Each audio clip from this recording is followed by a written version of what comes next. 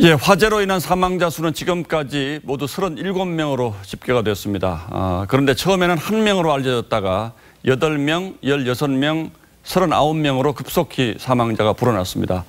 일부 방송사들은 특보를 전하면서 41명이 사망했다고 상당 기간 보도하기도 했는데 왜 이런 혼선이 생겼는지 또 소방 컨트롤 타워는 제대로 작동했는지 최원영 기자와 함께 알아보도록 하겠습니다. 자, 최 기자, 어서 오십시오. 처음에는 사망자가 1명이었다. 이제 이렇게 발표가 된 거죠? 네, 그렇습니다. 오늘 화재가 발생한 거는 오전 7시 32분입니다. 예. 당초 알려진 사망자 수는 1명이었습니다. 예. 하지만 이후 9시 50분 밀양 소방서장은 사망자 8명, 중상 10명 등 총 사상자가 53명이라고 발표했습니다. 하지만 30분쯤 뒤인 10시 15분에는 16명으로 늘어났고 이 10시 50분에는 31명으로 급증했습니다.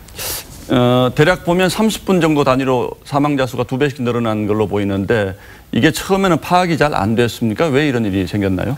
네, 이 사망자들은 그 밀양 시내 그 8개 병원으로 분산 이송됐습니다. 예. 그리고 이제 보건소에서 따로 임시 영안실을 마련을 했는데 그 숫자가 전혀 반영이 안 됐던 겁니다.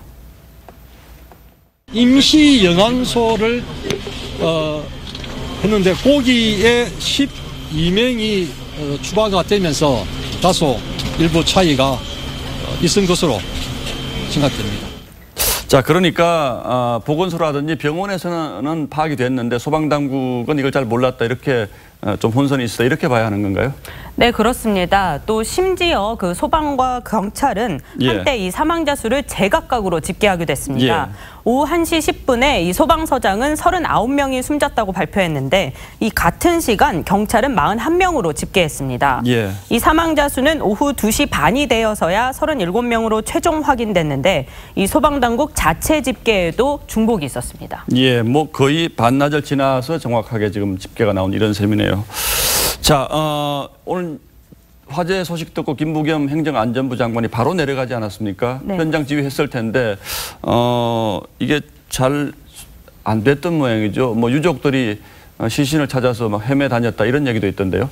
네, 그렇습니다. 이 김부겸 장관까지 내려가서 이 현장 지휘를 했지만 그 유족들이 사고 소식을 듣고 화재 현장으로 달려왔을 당시 그 상황실조차 제대로 마련이 돼 있지 않았다고 합니다.